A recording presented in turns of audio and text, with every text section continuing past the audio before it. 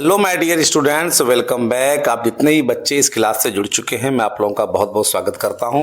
प्यारे बच्चे, आज के क्लास में हम बात करने जा रहे हैं टेस्ट सीरीज की।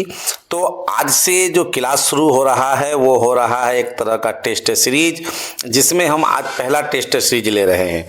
इसमें होगा क्या, इसमें आप अपने आप को जांचेंगे कि आपकी जो सीटेट की तैयारी है और उसमें जो ईवीएस पेपर की तैयारी है वो कैसी है।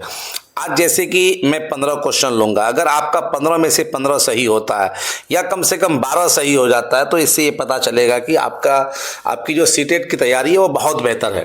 तो आप लोग कमेंट्स में बताइएगा कितने बच्चों का जो है 15 में कितना सही हो रहा है ना।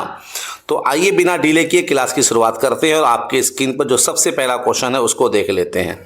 पहला क्वेश्चन क्या है कि अल बिरूनी जिस देश से भारत आया था उसका क्या नाम है? Uzbekistan, Afghanistan, Oman, Bangladesh.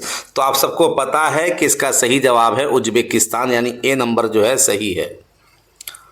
अगला सवाल यह है कि कांच के जार तथा बोतलों को उनमें अचार भरने से पूर्व सूर्य की धूप में अच्छी तरह सुखाया जाता है, ऐसा क्यों किया जाता है? उनका तापमान बढ़ाने के लिए, उनमें से धूल को हटाने के लिए, नमी को पूर्णतः हटाने के लिए, अचार को स्वादिष्ट बनाने के लिए। तो इसका सही जवाब क्या होगा? नमी को पूर्णतः हटाने के लिए, यानी 2 का सी ऑप्शन सही हो जाएगा। अगला क्वेश्चन देखते हैं। अगला क्वेश्चन ये है कि कुड़ुक कहाँ के लोगों की भाषा है? मिजोरम, मणिपुर, अरुणाचल प्रदेश, झारखंड। तो आप सब बच्चों को पता है कि इसकी जो भाषा है, ये कुड़ुक भाषा कहाँ की है? झारखंड की है। तो 3 का डी ऑप्शन सही हो जाएगा। अगला क्वेश्चन देख लेते हैं। अगला क्वेश्चन आपके स्क्रीन पर कुछ इस तरह है कि निम्नलिखित में से कौन सा पक्षी कैक्टस के कांटों के बीच अपना घोंसला बनाता है? फाख्ता, शक्करखोरा, बया और कलचड़ी। तो इसका सही जवाब हो जाएगा फाख्ता, है ना। 4 का ए ऑप्शन सही हो जाएगा। अगला क्वेश्चन देख लेते हैं। अगला क्वेश्चन ये है कि मलेरिया की दवा किस पेड़ की छाल से बनाई जाती है? नीलगिरी, सिनकोना, नीम, पीपल। तो प्यारे बच्चे, इसका सही जवाब क्या है? इसका सही जवाब है सिनकोना। 5 का बी ऑप्शन सही हो जाएगा। अगला क्वेश्चन देखते हैं। अगला क्वेश्चन पेडागोजी से है कि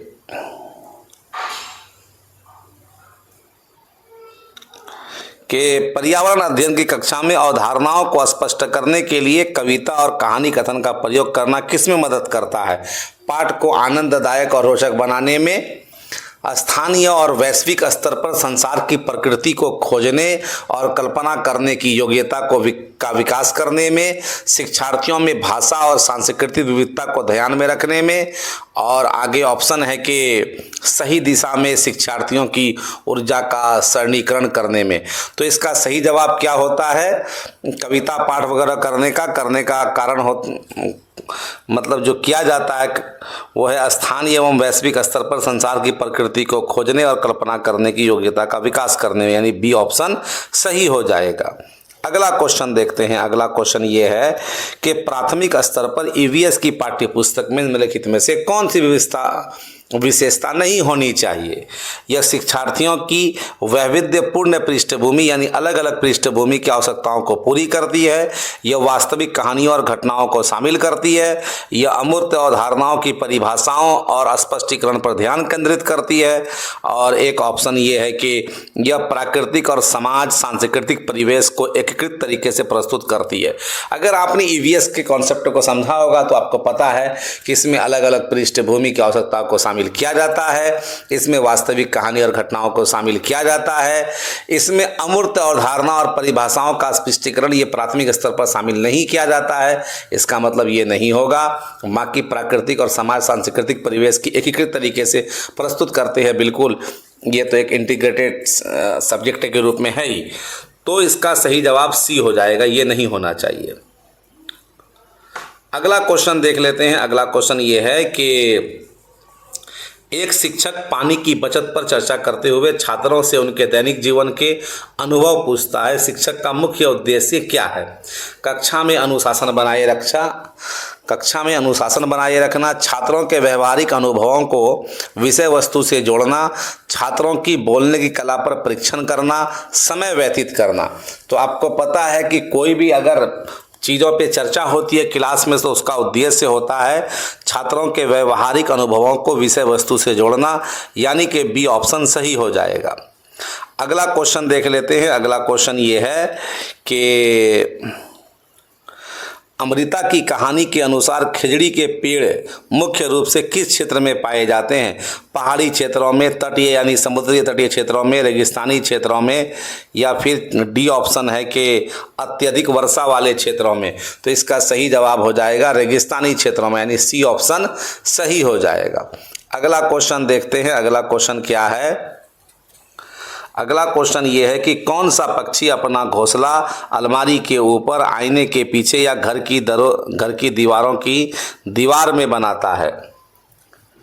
तो गोरैया, कौवा, कोयल, दर्जन चिड़िया। तो इसका सही जवाब क्या है? इसका सही जवाब है गोरैया। ये ऑप्शन सही हो जाएगा। अगला क्वेश्चन देख लेते हैं। अगला क्वेश्चन ये है कि मच्छर के काटने से होने वाले रोगों का सही समूह कौन सा है? मलेरिया, डेंगू, चिकनगुनिया, मलेरिया, हैजा, मियादी बुखार यानी typhoid, dengue, malaria, AIDS, chikungunya, हैजा, टाइफाइड। तो मच्छर काटने से कौन सा रोग होता है? तो सही जवाब हो जाएगा ए, है ना। मलेरिया, डेंगू और चिकनगुनिया ये तीनों जो है मच्छर के काटने से फैलता है। अगला क्वेश्चन क्या है? अगला क्वेश्चन भी बड़ा खूबसूरत है। क्वेश्चन है कि वल्लम क्या है जिसका उपयोग केरल के कुछ भागों में बच्चे नदी पार करने के लिए करते हैं? बांस का बना पुल, लकड़ी की बनी छोटी नाव, लोहे के तारों का पुल या ऊंट की गाड़ी। तो वल्लम जो है वो क्या होता है? लकड़ी की बनी छोटी सी नाव होती है। तो 12 का बी ऑप्शन सही हो जाएगा। अगला क्वेश्चन देख लेते हैं। अगला क्वेश्चन ये है 13 नंबर के कर्णम मल्लेश्वरी के बारे में निम्नलिखित में से सही कथन चुनिए। वह एक अंतर्राष्ट्रीय ख्याति प्राप्त बास्केटबॉल खिलाड़ी हैं। वह कर्नाटक की रहने वाली हैं। उन्होंने भारत के बाहर 29 मेडल जीते हैं। वह 200 किलोग्राम तक भार उठा सकती हैं। तो इसका सही जवाब हो जाएगा कि चूंकि वह एक वेट लिफ्टर थी तो वह 200 केजी तक का भार उठा सकती हैं। तो 13 का डी ऑप्शन सही हो जाएगा। अगला क्वेश्चन देखते हैं। अगला क्वेश्चन भी बड़ा खूबसूरत है कि कांच के जार वाले अध्याय के अनुसार अचार को लंबे समय तक सुरक्षित रखने के लिए उसमें क्या मिलाया जाता है? केवल चीनी, नमक और तेल की अधिक मात्रा, केवल सिरका, केवल पानी। तो इसका सही जवाब हो जाएगा नमक और तेल की अधिक मात्रा। तो 14 का बी ऑप्शन सही हो जाएगा।